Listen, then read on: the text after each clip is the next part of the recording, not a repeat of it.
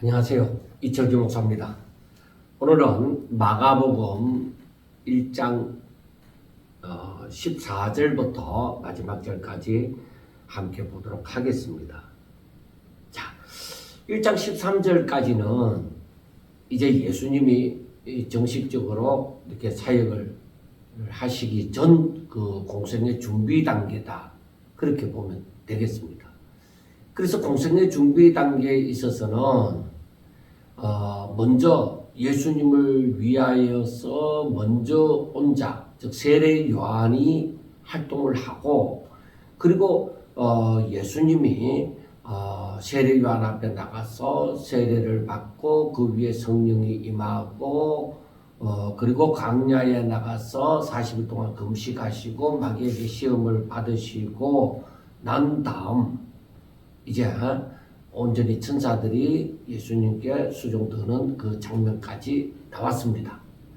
그래서 우리가 이 13절까지로 갈랐는데, 그 다음 14절부터는 무엇이냐면은 세례 요한이 잡히고 난 다음, 헤롯 대왕에게 잡히고 난 다음에 예수님이 본격적으로 이제 사역을 시작하시는 것이죠.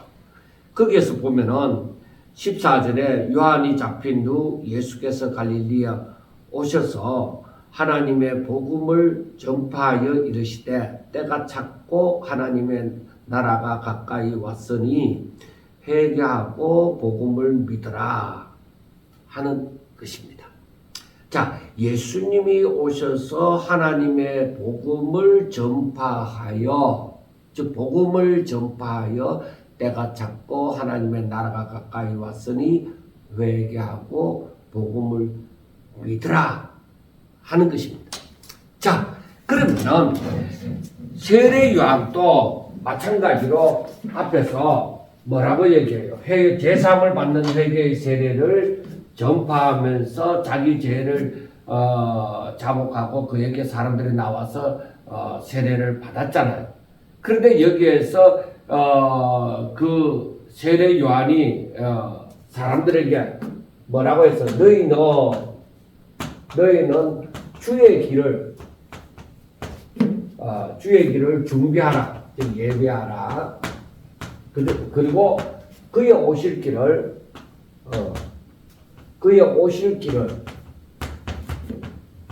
곱게 하라 하고, 이제 3절에서 세례 요한이 외쳤죠. 너희는 주의 길을 준비하라, 그의 오실 길을 곱게 하라 하고 얘기를 했습니다. 그리고 4절에 보면은 세례 요한은 어떻게 했어요? 광야에 이르러서 제사함을 받는, 그래서 저들에게 하는 일이 뭐였어요? 제사함을 받는 회개의 세례를 제사함을 받는 회개의 세례를 전파하고 사람들이 세례 요한에게 나와서 그렇게 세례를 받게 되어졌죠. 그런데 예수님이 오셔서는 뭐라고, 이건 세례 요한이 얘기했고, 예수님이 오셔서는 뭐라고 했어요? 14절에 보면 요한이 잡힌 후 예수께서 갈릴리에 오셔서 하나님의 복음을 전파하여 이르시되, 예수님은 뭐예요? 때가 찼다. 때가 찼다. 자, 그 다음에 하나님의 나라가 가까이 왔다. 하나님의 나라가 가까이 왔다. 그러므로 어떻게 해라? 회개하고 복음을 믿으라 하고 말씀을 합니다. 우리가 여기에서 보면은 세례 요한이 뭐라고 했어요? 사람들에게 주의 길을 준비하라, 그의 오실 길을 곱게 하라. 그러니까 다른 말로 하면 예수님을 영접할 준비를 하라는 것이죠. 메시아가 임할 그 준비를 하라는 것이죠. 그게 바로 뭐였느냐면 제3을 받는 회개의 세례. 제사함을 받는 제사함을 받는 회개, 제사함을 받는 회개를 하라는 거예요. 제사함을 받는 회개를 하라.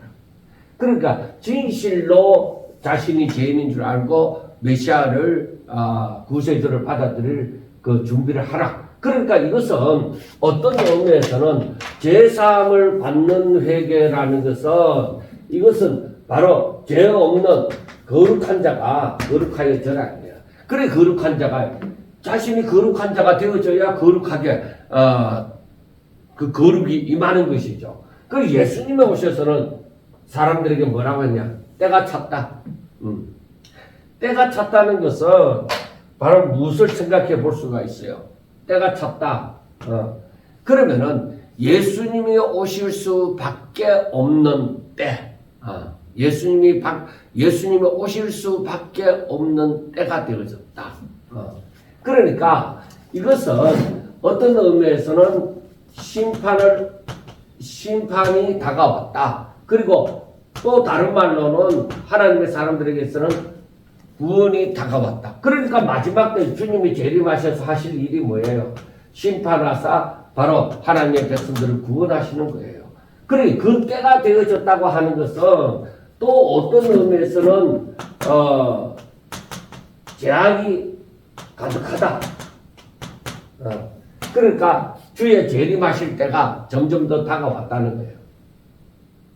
그렇게 볼 수가 있는 거예요.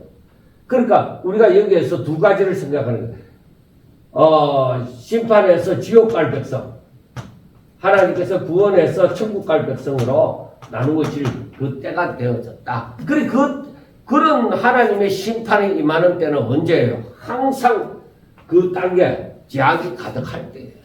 사람들이 하나님의 말씀을 따라 사는 것이 아니라 가면 갈수록 더 죄를 범하여 죄가 가득하여 이사야서에 있는 말씀처럼 더 이상 하나님께서 때릴 곳이 없을 정도로 성한 곳이 없을 정도로 매를 맞았다. 그만큼 말을 듣지 않는 그 때가 왔다. 그렇게 봐도 되는 거예요. 또 하나님의 때를 생각할 때 하나님이 계획하사 그때에 예수님을 보내주셔서 저들을 위하여 십자가를 못 박혀 죽으시고 누구든지 저를 믿으면은 구원받도록 하시고자 하신 거예요. 그러니까 오셔서 이 예수님이 오셔서 저들을 위하여 십자가에 못 박혀 죽을 때, 그러니까 저들을 위하여 길이 열려질 때, 그러한 등등 우리가 생각해 볼 수가 있습니다. 그 다음에 여기에서 그 다음 말씀이 하나님의 나라가 가까이 왔다는 것이죠. 자, 예수님이 오시면 바로 하나님의 나라의 움직임입니다. 예수님이 우리가 앞으로 예수님의 사역에서도 볼 수가 있지만은 하나님의 나라가 임하는 곳에는 바로 하나님의 근세가 임하는 곳에는 바로 거기에 평강이 임하고 굽어진 길이 곱게 되어지는 그러한 놀라운 역사가 일어나는 것입니다. 그래서 너희들이 준비해야 되는 게 뭐예요? 세례 요한과 마찬가지로 너희들 회개해라.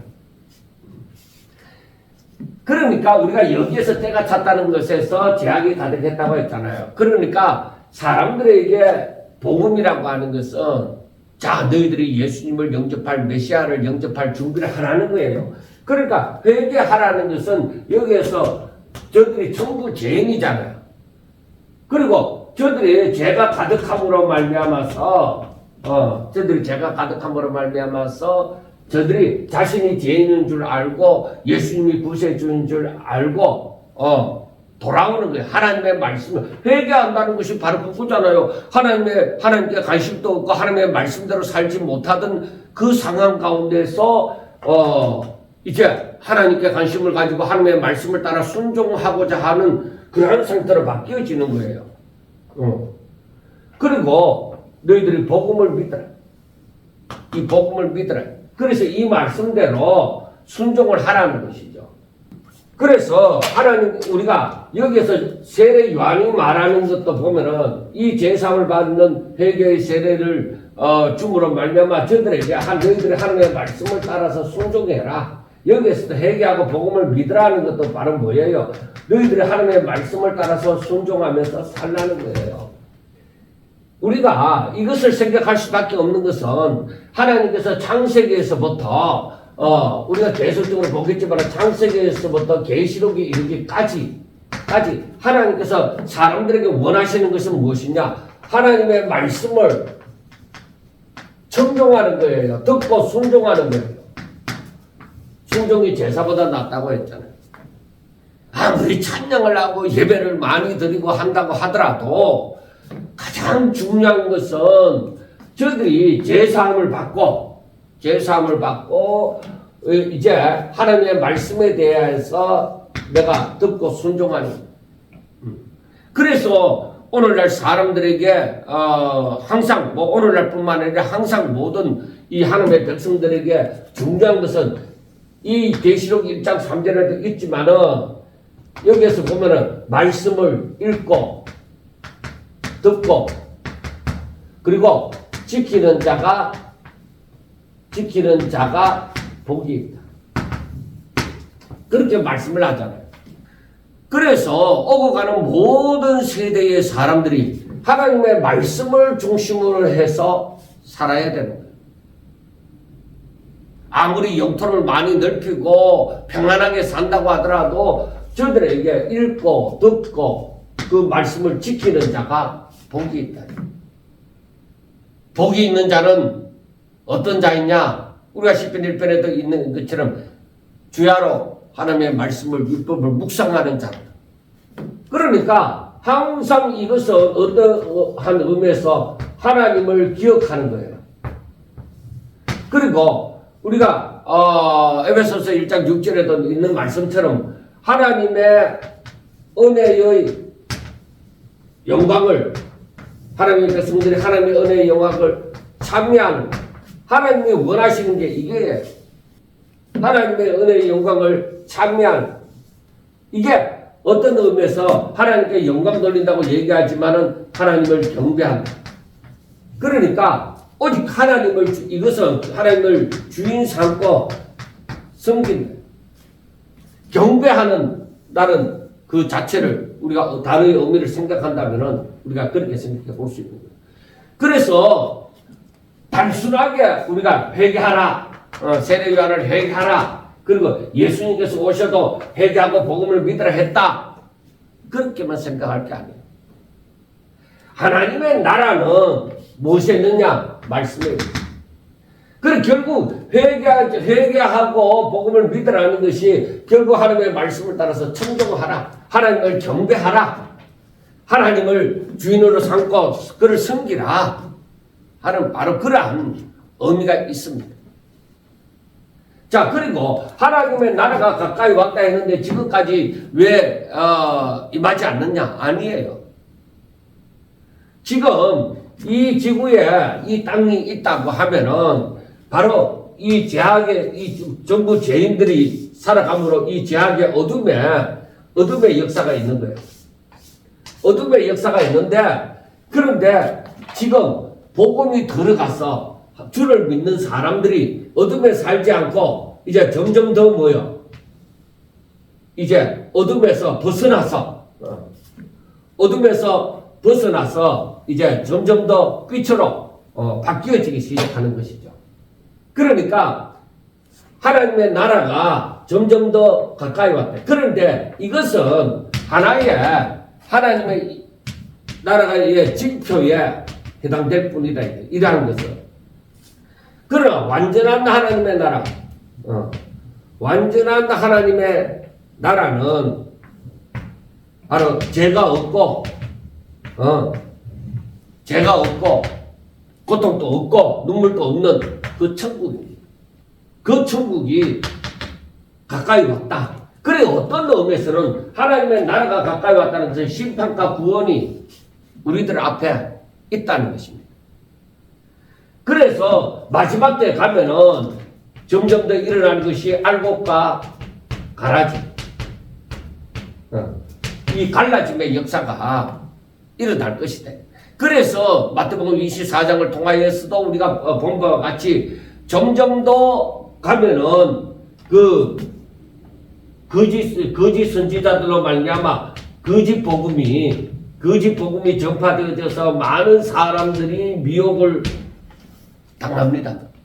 그리고 이 거짓 선지자들로 말미암아서 많은 이적과 기사로 많은 이들로 말미암아 이적과 기사로서 미혹을 합니다.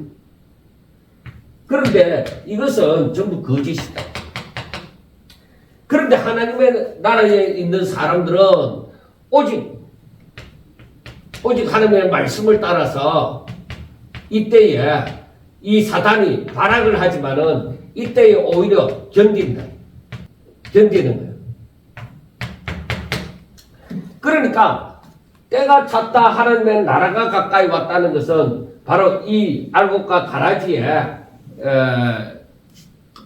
갈라짐의 역사, 심판과 구원이 임하였다 하는 것입니다. 가면 갈수록 이제 이게 여실히 드러나는 거예요. 그래서 앞으로 세상이 어떻게 되겠느냐 하는 것을 생각했을 때 저는 더욱더 이 거짓 선지자들에 의해서 미혹을 당하는 사람들도 많다. 많은 거짓 선지자가 일어나서 많은 사람이 미혹을 당한다. 그런데 그 가운데서도 오직 말씀을 지키면서 견디는 사람들, 하나님 나라에 속한 사람들, 이 사람들이 있는 거예요. 이와 같이 갈라짐의 역사가 분명히 일어날 거다. 그래서 앞으로 세상은 이 사탄의 마지막 발악이 있는 거예요. 왜 때가 찼어? 이 심판과 구원이 저들 앞에 가까이 왔으니까. 그 귀신도 그러잖아요. 아직 때가 이르지 않았습니다. 아직 때가 되어지지 않았습니다. 왜 벌써 왔어요? 예수님 왜 벌써 왔어요? 하나님의 아들이신 당신이 왜 벌써 왔어요? 이렇게 얘기를 하는 것입니다. 그래서 바로 그게 뭐냐? 저들이 심판받을 날이 있는 거예요. 그리고 하나님의 백성들에게는 구원받을 날이 있는 거예요. 그러니까 이러한 때에 구원받을 자가 누구예요? 구원 천국에 들어갈 자는 죄가 없는 자예요. 죄 없는 자가 들어가는 거예요. 그래서 세례 요한이나 예수님이나 말씀하시는 것이 너희들을 회개하고 너희들 가운데 뭐요? 이 복음을 믿으라는 것이죠. 이게 정말로 중요한 것입니다. 그리고 16절에서부터 보면은 갈릴리 해변으로 지나가시다가 시몬과 그의 형제 안드레가 바다에 그물 던지는 것을 보시니 그들은 어부라. 예수께서 이르시되 나를 따라오라. 내가 너희로 사람을 낚는 어부가 되게 하리라 하시니 곧 그물을 두고 그물을 버려두고 따릅니다. 그런데 그 다음 19절에서도 조금 더 가시다가 세베대의 아들 야고보와 그 형제 요한을 보시니 그들도 배에 있어 그물을 깁는데 그 아버지 세베대를 곧 부르시니 그 아버지 세베대를 품꾼과 함께 배에 버려두고 예수를 따라가니라 하고 말씀을 합니다. 그러니까 여기에서 시몬과 베드로와 안드레, 야고보와 요한 이 네 사람은 어부였던 것입니다. 그런데 이 네 사람의 어부들이 바다에서 고기 잡는 일에 종사하고 있었잖아요. 그런데 예수님이 부르십니다. 그런데 저들이 예수님께서 나를 따라오라. 내가 너희를 사람 낚는 어부가 되게 하리라 하고 예수님의 부르심에 대해서 어떻게 했어요? 즉각 응답을 하는 거예요. 한참 생각해보고가 아니라 즉각 응답을 하고 어떻게 했어요? 예수님을 따랐다.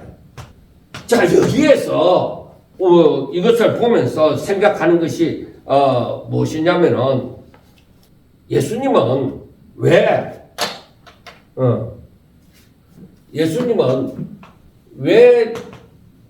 제자를 삼을 사람을 부르려 해변으로 갔을까? 바닷가로 갔을까? 하는 것을 우리가 생각해 볼 수가 있습니다. 그런데 거기에는 다른 제자들을 생각해 볼 때에는 뭐 꼭 바다로 가야만 되는 이유 같은 건 없습니다. 그런데 여기에서 내가 너희로 사람을 낚는 어부가 되게 하리라 하는 것은 하나의 그 즉시로 주신 그 비유에만 해당되는 것이 그게 특별한 뭐 고기 잡는 천직이 사람 낚는 어부가 되어지는 데 있어서 이렇게 될 수밖에 없는 존재다 뭐 그런 게 아니라 하나의 비유로만 생각을 합니다. 그리고 우리가 여기에서 말씀 생각해 보는 것은 무엇이냐? 예수님이 부르심이 뭐라고 했어요? 나를 따라오라. 나를 따라오라는 것이죠. 예수님의 제자가 되는 데 있어서 중요한 것은 뭐예요? 예수님을 따르는 거예요. 제자는 스승을 따르는 것이죠. 그러니까 예수님이 나를 따라오라 이게. 너희들의 삶은 나를 따르는 것에 있다는 거예요. 내가 걸어가는 발자취를 따라서 너희들이 나를 그 발자취를 따라서 너희들이 걷는 것이 너희들의 사명이다 이거예요. 그러니까 예수님의 부르심을 받은 하나님의 부르심을 받은 모든 자들이 어떻게 해야 돼요? 예수님을 따라 걷는 거예요. 예수님의 걸어가신 발자취를 따라서 예수님이 걸어가신 발자취를 따라서 걸어가는 거예요. 그래서 마태복음 28장에 있는 말씀을 보면서 우리가 생각해야 되는 것이 무엇이냐? 모든 족속을 제자로 삼아 결국에 내가 너희들에게 분부한 모든 것을 가르쳐 지켜 행하게 하라. 그래 나를 따라오도록 하라는 거예요. 그러니까 하나님의 부르심을 받은 사람은 우리가 예수님이 걸어가신 예수님의 삶을 본으로 삼아서 예수님을 따라가는 거예요. 그 길을 우리가 걸어가는 거예요. 여기에서 그런데 중요한 것은 무엇이냐? 이들이 즉각적으로 응답을 했다는 거예요. 모든 것을 버려두고 따르니라. 이들은 어떻게 했어요? 모든 것을 버려두고 따르는 거예요. 그 아버지도 자기가 평생 동안 해오던 배에 그물 깁는 거, 고기 잡는 거, 이거 다 버려두고, 그러니까, 어떤 의미에서는 여기에서, 그 아버지, 20절에 그 아버지 세배들을 품꾼들과 함께 배에 버려두고, 그리고, 18절에서는 곧 그물을 버려두고, 그러니까, 예수님의 부르심에 따라서는 자기의 모든 것을 다 내려놓고, 거기에 어떤 미련도 없어요. 예수님을 따르는 데 있어서는. 그거 내려놓고 예수님을 따라가는 거예요. 즉각적으로 응답하고 따라가는 거예요. 그런데 나중에 예수님이 십자가에 못 박혀 죽으시고 부활하셨을 때 아직까지 제자들이 예수님의 부활하심을 알지 못하였을 때 그들이 갈릴리로 가고자 했잖아요. 베드로와 또 그와 함께하는 몇몇이 갈릴리로 가고자 했잖아요. 왜?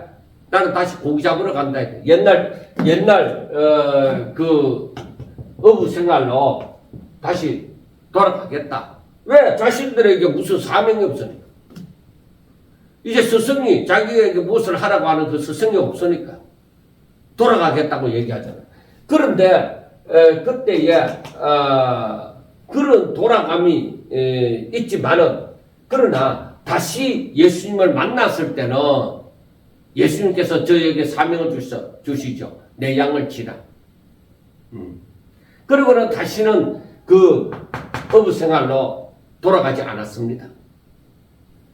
그래서 하나님께서 분명히 예수님이 부르실 때에 나를 따라오라. 내가 고기 잡는 어부가 아니라 사람을 낚는 어부가 되도록 하겠다. 그때부터는 사람을 낚는 어부가 되도록 하신 것이죠. 그러니까 갈릴리에 먼저 예수님이 처음 불렀던 그곳에 다시 가셔서 저들로 하여금 저들이 고기를 잡고자 했을 때에 예수님은 거기에서 고기 잡는 거 아니야. 오히려 그들로 하여금 사람 낚는 어부가 되어지는 사명을 받게 해주신 것이죠. 그리고 제자들에게 있어서는 즉각적으로 따랐다. 이게 순종이에요. 그런데 어떻게 제가 생각할 때는 어떻게 이 사람들이 이렇게 할 수 있었느냐. 오늘날 저와 여러분들에게 예수님의 부르심이 어떠한 부르심이 있다고 했을 때에 이렇게 모든 자기가 하던 모든 것을 버려두고 적극적으로 순종한다는 거 참 어려울 거예요. 그래서 이것을 생각할 때에 뭐냐? 이것은 하나님의 은혜. 오직 하나님의 은혜가 강하게 임하였다. 저들에게. 하나님의 은혜로 말미암아서 이들이 정말 이렇게 했다고 보는 거예요. 그리고 또 하나는 무엇이냐? 하나님의 은혜인데 이것이 무엇이냐? 우리가 지금 마가복음 1장에서 보지만은 마태복음 아직까지 보았던 것을 생각해 보면은 바로 이 풍랑이 그 순종을 하잖아요. 그리고 하다못해 귀신도 예수님의 말씀에 굴복할 수밖에 없잖아요. 그러니까 모든 피조물이 즉각적으로 하는 주의 말씀에 순종하는 거예요. 잠잠하라. 그 사람에게서 귀신 보고 그 사람에서 나오느라. 이 모든 게 뭐예요? 순종이 돼. 모든 피조물들이 주의 말씀 앞에 순종하는 거예요. 그리고 창세기에서 우리가 요한복음에서도 말씀을 하지만 모든 것이 말씀으로 말미암아서 다 창조되어졌다. 그로 말미암지 않고는 만들어진 것이 없다. 그래서 모든 것이 순종을 하잖아. 그래 하나님의 예수님의 부르심에 있어서 이 하나님의 은혜라는 것은 예수님의 부르심에 있어서 사람도 하나님의 피조물이잖아. 그러니까 순종할 수밖에 없는 하나님의 은혜. 이 은혜를 우리가 평상시에는 별로 생각하지 않지만은 그래 이 은혜를 지금 생각할 이유가 있는 것입니다.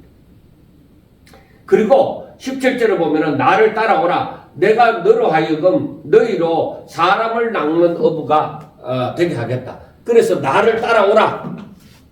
그리고 내가 너희를 사람을 낚는 어부가 되도록 하겠다. 그러니까 여기에서 말씀이 무엇이냐? 내가 예수님이 너희가 어떻게 그렇게 되어지는 것이 아니라 너희들의 노력으로 되는 것이 아니라 내가 너희들로 사람을 낚는 어부가 되게 하겠다는 거예요. 내가 예수님이 그렇게 하시겠다는 거예요. 그걸 알아요. 예수님이 이렇게 너희들로 하여금 사람을 낚는 어부가 되게 하겠다.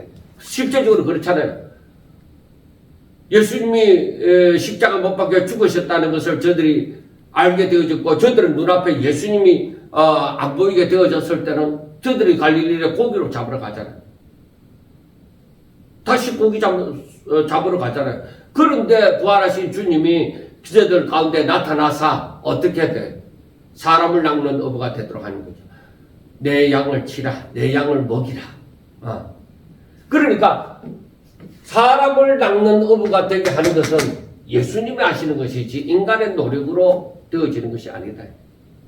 그래서 우리가 하나님을 알고 즉 복음을 알고 이렇게 이 사역에 열심을 내는 것은 오직 하나님의 은혜.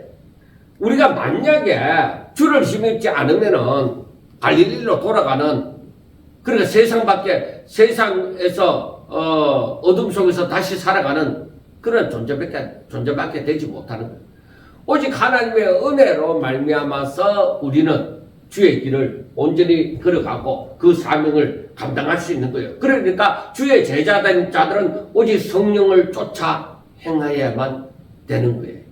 그래서 그 보혜사로 눈에 보이는 그 예수님은 우리를 떠나서 하늘나라로 성천하셨지만은 그 대신 그 보혜사, 다른 보혜사를 우리에게 보내주셨으니 그가 성령님이시잖아요. 자, 그 다음에 이제 예수님이 이 제자들 데리고 가브라움에 가셨습니다. 그 가브라움에 들어갔을 때에 그때의 시기가 언제예요? 안식일이다. 안식일 날 회당에 들어갔어요. 회당에 들어가서 어떻게 했느냐? 첫째 가르치십니다. 가르치십니다. 그러니까 사람들이 이때의 회당에 그 말씀 전할 수 있는 자가 누구든지 지냈는 것입니다. 그래서 예수님이 회당에 들어가서 가르치실 때에 자 무리들이 사람들이 해당에 이제 안식일 지키러 왔잖아요. 그럼 무리들이 들어와서 아직까지 서기관들이나 이런 바리새인들이 전하는 그 말씀을 듣다가 예수님의 그 가르치심을 들으니까 뭐라고 얘기하느냐? 그 가르치시는 것이 근이 있는 자와 같다. 뭔가 이런 다르더라. 서기관들과 같이 아니함이더라 하고 말씀을 합니다. 자, 서기관과 다르다. 서기관들이 가르치는 것하고는 다르더라. 그리고 오직 근이 있는 자와 같고 서기관과는 다르더라. 그래서 우리가 이것을 보면서 뭘 생각하느냐? 이 서기관들은 외식하는 자들이잖아요. 그러면 우리가 생각하는 것이 이들이 그 다음에 사도 바울이 말하는 바 이들은 약하고 천한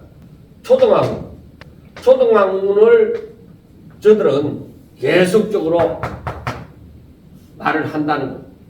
우리가 이 약하고 천한 초등학문에 대해서 한번 생각해 볼 것이 있는데 그건 무엇이냐? 오늘날에도 마찬가지입니다. 항상 언제까지 너희들이 도의 초보에 이를 것이냐 하는 것입니다. 도덕적인 설교 혹은 또 사람들의 유전, 그러니까 일반적인 이론, 그 사람들의 유전, 도덕적인 것, 그것 오직 그리스도를 초점이 아니라고 말씀을 하는 거예요. 그래서 우리가 이 골로새서에 보면은 어떤 말씀이 있느냐면은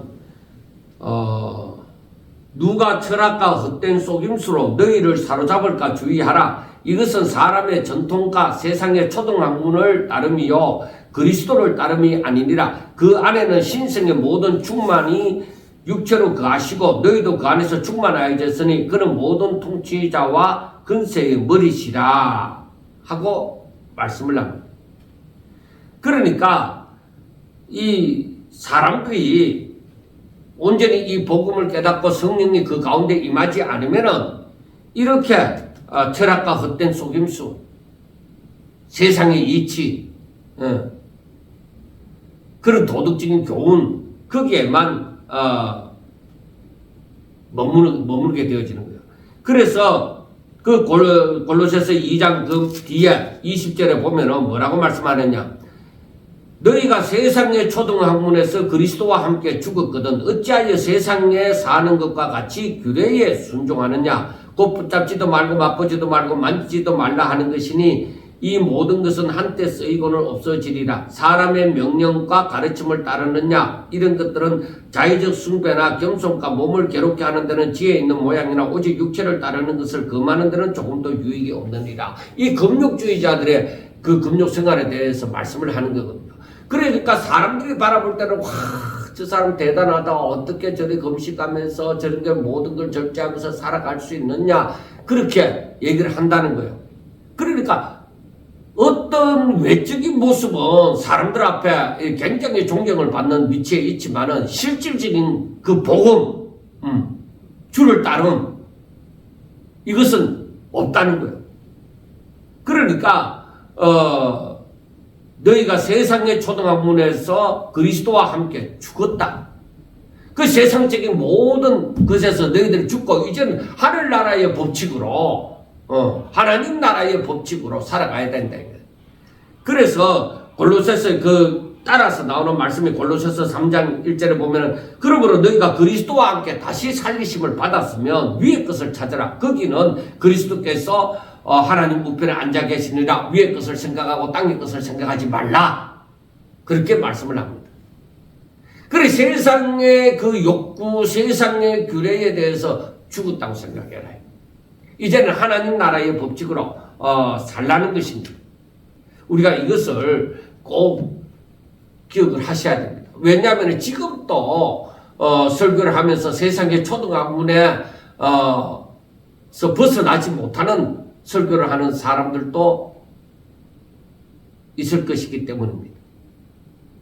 제 자신도 너무나도 부족하지만은 그러나 그러한 사람들을 바라볼 때는 안타깝습니다. 복음이 무엇인지 분명히 깨닫고 하나님의 뜻이 무엇인지 분명히 깨달아서 이것을 성도들에게 가르쳐 지켜 행하도록 해야 될 줄로 믿습니다.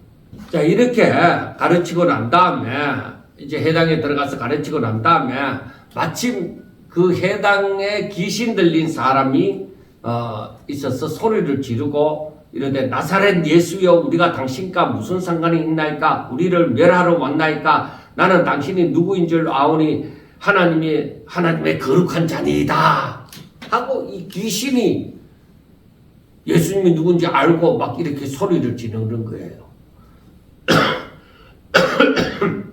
그런데 예수께서 꾸짖어 이르시되 잠잠하고 그 사람에게서 나오너라 하고 명하시니까 더러운 귀신이 그 사람에게서 경련을 일으키고 큰 소리를 지르며 나오는지라. 그리 사람들이 다 놀라 서로 물어 이르되 이런 어찌미냐 근이 있는 새 교훈이로다 더러운 귀신들에게 명하여 순종하는 도다 하고 사람들이 깜짝 놀라는 이러한 일이 있었습니다. 자, 회당에서 마침 귀신 들린 자가 있은 거예요. 더러운 귀신 들린 자. 더러운 귀신 들린 자가 있습니다. 이 더러운 귀신 들린 자가 해당해서 예수님에게 뭐라고 얘기해요? 뭐라고 얘기해요? 나사렛 예수여. 그리고 이 귀신이 그 예수님을 제대로 아는 나사렛 예수여. 우리가 당신과 무슨 상관입니까? 당신과 무슨 상관이 있습니까? 우리가 지금 하고 있는 일에 당신과 무슨 상관이 있습니까? 즉 우리를 멸하러 왔나이까? 멸하러 왔나이까? 하고 말하는 거예요. 그리고 뭐라고 하느냐? 우리는, 즉 나는 당신이 누구인 줄 안다. 누구인 줄 안다는 것. 그래, 바로 당신은 하나님의 거룩한 자리이다 하고 얘기를 하는 거예요. 자, 우리가 이 말씀을 보면서 우리가 생각해야 되는 것이 무엇이냐? 분명히 더러운 귀신 들리잖아요. 귀신이. 그런데 그 안에 귀신이 얘기를 하는 것이죠. 예수님에게. 나사렛 예수여. 그 예수님이 그 불리워지는 이름이 나사렛 사람 예수 그리스도라고 얘기하죠. 나사렛 예수여. 우리가 당신과 무슨 상관이 있습니까? 그러니까 예수님이 쓰신 것하고 귀신이 있는 영역하고 다르다는 것이죠. 나라가 다르다는 것입니다. 우리가 당신과 무슨 상관이 있습니까? 우리를 멸하러 왔나이까? 그래 언젠가는 예수님의 심판이 있을 것을 아는 거예요. 언젠가는 심판받을 것을 아는 거예요. 나는 당신이 누구인 줄 안다. 하나님의 거룩한 자다. 여기에서 보면서 어떻게 해서 귀신은 예수님을 안다. 근데 하나님의 백성들은 예수님을 모른다.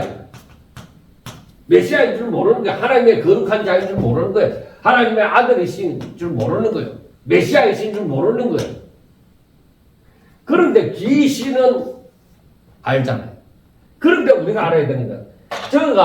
귀신은 알지만은 하나님의 거룩한 자인 줄 알지만은 귀신은 절대적으로 예수님을 믿지 않습니다. 왜? 당신과 무슨 상관이 있습니까? 우리를 멸하러 왔나요? 그 귀신은 망하는 줄 아는 거예요. 언젠가는 망한다. 그 멸하는 때가 있다. 우리가 앞에서 말씀을 했지만 심판하는 때가 있다. 그래, 저 귀신은 아무리 알아도 믿음이 없어요. 믿지를 않습니다. 그런데 사람들은 예수님을 아예 모름으로 믿지 않는 거예요. 그래서 우리가 생각하는 것이 무엇이냐? 사람들에게 예수님이 그래서 사람들에게 자신을 나타내신다. 내가 하나님의 아들이다. 내가 생명의 떡이다. 나를 믿으라. 그리하면 영생을 얻으리라. 그 사람들은 모르기 때문에 예수님이 자신을 나타내시는 거예요. 그리고 우리가 알아야 되는 것이 사람들이 귀신과 같은 생각, 귀신과 같은 믿음을 갖고 있다. 그 믿음이라고 얘기도 할 수 없죠. 지식을 갖고 있는. 그러니까 저들은 예수님을 성경을 통해서나 뭐 어떤 설교를 들었으나 예수님이 누구인 줄 압니다. 근데 절대적으로 자신을 내놓지 않습니다. 믿지 않습니다. 하나님 앞에 자신을 드리지 않습니다. 그러나 사람들이 예수님을 믿는다고 했을 때에 어떤 일이 일어나느냐? 사람들이 예수님을 믿는다고 했을 때에 사도 바울이 말하는 것처럼 자신을 하나님의 거룩한 산제사로 자신을 하나님 앞에 하나님께 드리라. 이게 믿는 거다. 귀신은 알아도 절대로 믿지 않는다. 자신을 드리지 않는다. 하나님께. 하나님 당신 뜻대로 하옵소서 하고 드리지 않습니다. 그런데 사람은 뭐예요? 그러면 우리가 믿는다고 했을 때, 예수님을 알고 믿는다고 했을 때 자신을 하나님 앞에 하나님의 뜻대로 되어지기를 자신을 드리는 것. 이게 산제사예요. 이게 영적 예배다. 이게 믿는 거라는 것이 것입니다. 그걸 알아요. 그런데 예수님이 어떻게 했어요? 자, 예수님이 귀신을 꾸짖어. 예수님의 귀신을 꾸짖은 거예요. 뭐라고 했느냐? 야, 잠잠하고 잔소리 하지 말고 그 사람에게서 나오라고 해요. 그러니까 그 귀신이 아무리 이렇게 떠들어도 오 귀신 봐라. 귀신도 아는 귀신도 나를 알지 않느냐 이게 아니에요. 저들은 믿음 없이 그 끝으로 떠드는 거예요. 거기에서 하나님 영광 받으시지 않습니다. 자신을 드리지 않는 그런 지식에서 영광 받으시지 않습니다. 그러니까 각설하고 잠잠해라. 그리고 그 사람에게서 나오느라 네가 그 속에서 살지 말고 나와라. 떠나가라 이 말이에요. 그래서 더 더러운 귀신이 그 사람에서 경련을 일으키고 그 큰 소리를 지르면서 나오게 되어지는 거예요. 자, 여기에서 우리가 생각해야 되는 것이 잠잠하고 나오느라. 그러니까 회당에서 거짓복음으로 이러한 지식을 가지고 믿지 않는 삶에서 사람들이 거기에서 무슨 영광을 누리고 평안을 누리고 행복을 누리겠다고 하는 그런 거짓복음을 이런 것을 제거해야 되는 거예요. 그리고 여기에서 근세 있는 자와 같은 교회 근위 있는 교훈 우리가 근위 있는 자와 같고 했잖아요. 그러니까 근위 있는 자의 교훈을 전해야만 되는 거예요. 그러니까 이것은 참된 복음, 진실된 복음, 진실된 복음을 전해야 된다는 거예요. 그러니까 이 귀신과 같은 이 거짓 복음을 전하는 자들이 있습니다. 지식은 잘 전하지만은 절대적으로 자신을 하나님 앞에 드리지 않습니다. 그런 사람을 따라가면은 망하는 거예요. 자, 귀신이 예수님이 누구신지 알았다.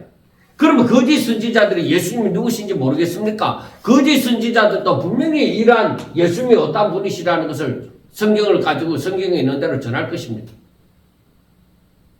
그렇지만은 저들은 절대 자신을 드리지 않는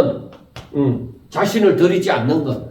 야, 네가 잘 되기 위해서, 네를 위해서 하나님 앞에 기도하고, 네가 잘 되도록, 네 자손이 잘 되도록, 네 사업이 잘 되도록 그렇게 하나님 앞에 열심히 기도해라. 절대로 하나님께 자기 자신을 드리지 아니하고 무엇인가 자꾸 받아서 자기만의 세계를 자기 뜻을 이루려고 살도록 그렇게 거짓 복음을 전하는 거예요. 그래서 이러한 것이 해당의 교회 안에서 전하지면 안 되는 거예요. 그리 있는 자와 같은 하나님의 사람의 그 교훈. 그러니까 이 참 복음을 전해라. 바로 이 자신을 하나님 앞에 드리는 그런 삶. 하나님을 경배하고 하나님 말씀을 순종하고 하나님의 뜻대로 살고자 하는 그래 내 아버지의 뜻대로 행하는 자라야 천국에 들어간다. 그래 그게 참 복음이에요. 그렇게 되어져야 되는.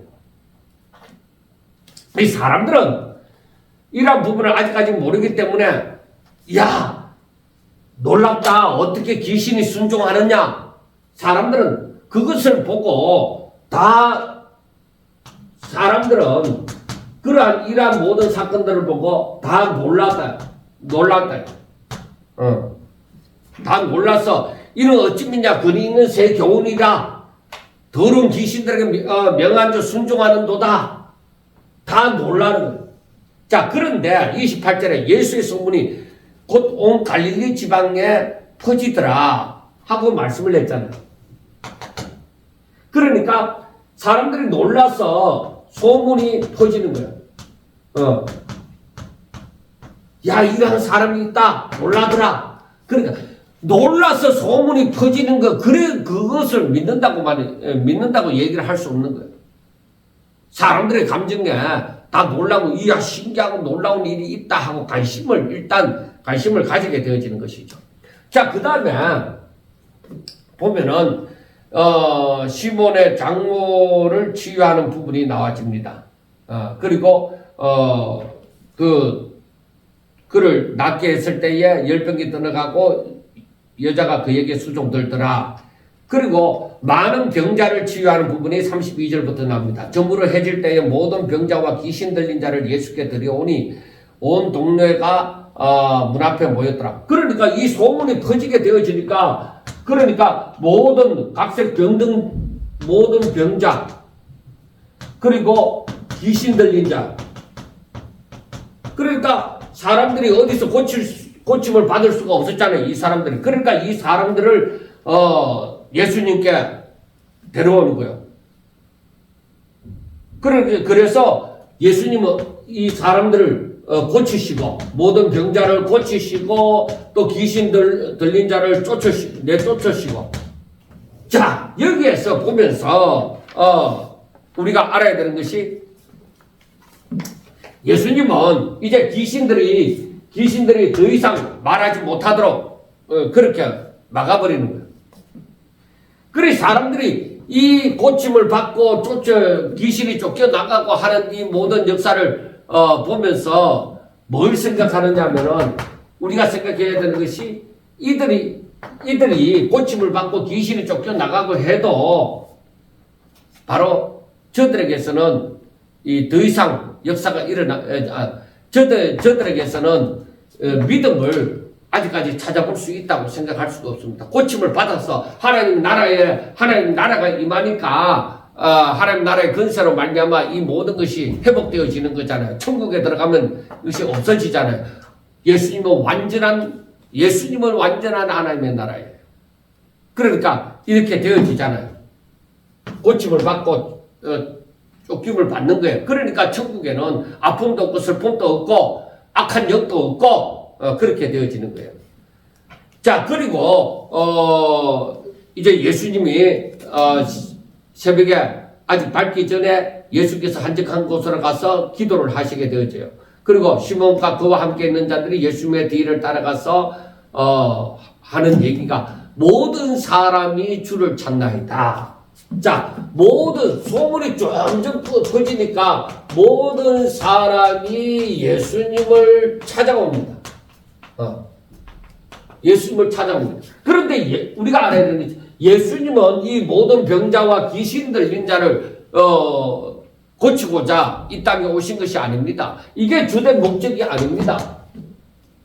그래서 예수님이 하시는 말씀이 이게 완전히 고침을 받으면서 천국에 들어가면 되는 겁니다. 그러면 천국은 어떻게 들어가느냐? 믿음으로 들어가야 되는 거잖아요. 그러니까 예수님께서 하시는 말씀이 우리가 다른 가까운 마을들로 가자. 거기서도 전도하리니. 그래, 복음을, 예수님은 복음을 전해야 돼. 하나님의 나라를, 하나님 나라를 선포해야 돼. 그래서, 내가 이를 위하여 왔노라 하고, 여러 회당에 다니면서 전도하시고 귀신도 내쫓고, 그리고 악한 영의 역사가 떠나가도록, 사람들에서 떠나가도록 하는 거예요. 그 다음에 나병 환자가, 여기에서 나옵니다. 나병 환자는 예수께 와서 꿇어엎드려 간구하여 원하시면 저를 깨끗게 하실 수 있나이다. 그 나병 환자의 그 믿음, 각오, 이런 것을 볼 때에 예수님께서 불쌍히 여기사 내가 원하노니 깨끗함을 받으라. 그러니까 나병 환자가 그렇게 말하는 것을 보고서 예수님께 그 모든 주권을 드리는 것을 주권대로 되어질 것을 보고서 깨끗이 고쳐주십니다. 그리고 43절에 보면은 곧 보내시며 음이 경고하사 이르시되 삼가 아무 말도 하지 말고 가서 내 몸을 제사장에게 보이고 너가 깨끗하게 되었으니 모든 명한 것을 들어 그들에게 입증하라. 그래, 삼가 아무에게 말도 하지 말고 단지 네가 제사장에 가서 네 몸이 깨끗하게 되도록 깨끗하게 되었는 것을 제사장에 보이고 온전한 생활을 하라는 것입니다. 그런데 예수님은 계속적으로 자신이 한 일을 어느 때가 되어지기까지 삼가 자신을 나타내기까지 삼가 아무에게 또 말하지 말고 말하지 말라. 왜 이렇게 하셨겠느냐.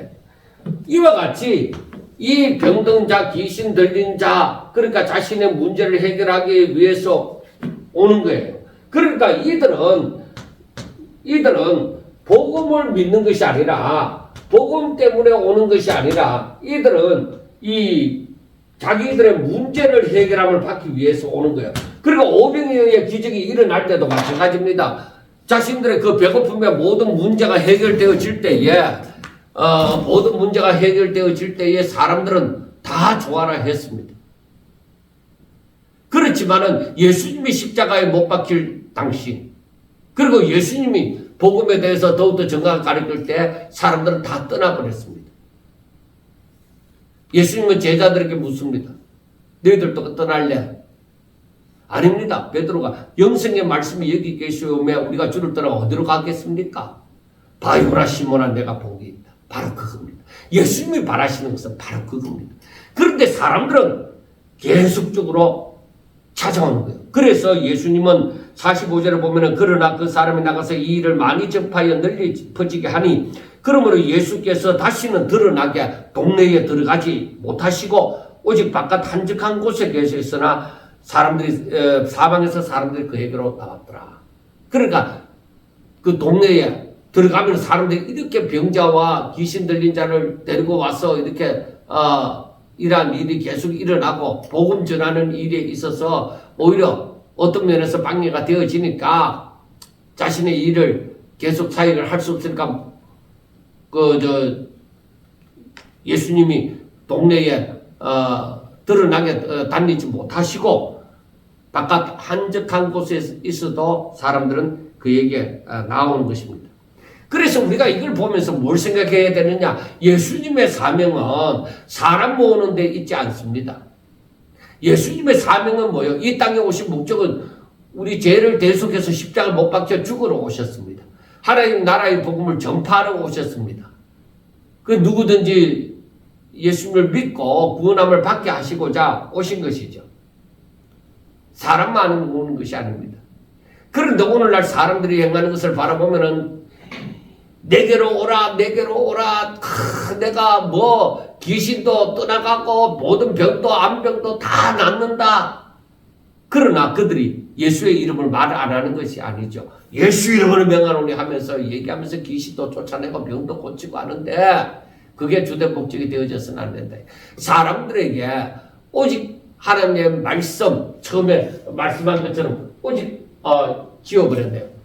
그 오직 하나님의 말씀을 순종하는 것, 그것이 하나님이 사람들을 향하신 뜻이라는 것을 꼭 기억하셔야 됩니다. 사랑하는 여러분, 예수님의 그 사역의 제자들을 부르시고 그 사역의 시작을 봅니다. 우리가 이것을 보면서 정말 하나님께서 무엇을 원하시느냐? 복음입니다. 제자들을 부르는 것도 복음을 위해서 불렀습니다. 예수님이 일하시는 것도 물론 병자도 고치고 귀신도 쫓겨나고 이게 하나님의 나라의 임함에 하나님 나라에는 그런 병자가 없고 귀신도 없거든요. 그렇게 그러한 현상이 일어나는 것도 당연하지만 그러나 중요한 것은 복음입니다. 회개하고 복음을 믿으라. 그래서 우리가 오늘날 우리 자신을 돌아보면서 내가 정말 제사함 받기를 원하고 거룩한 자의 삶을 살기를 원하고 정말 복음을 믿어 순종하기를 원하는가 하는 자신을 돌아보면서 정말 행복한 날이 될 수 있기를 주의 이름으로 축원합니다. 감사합니다.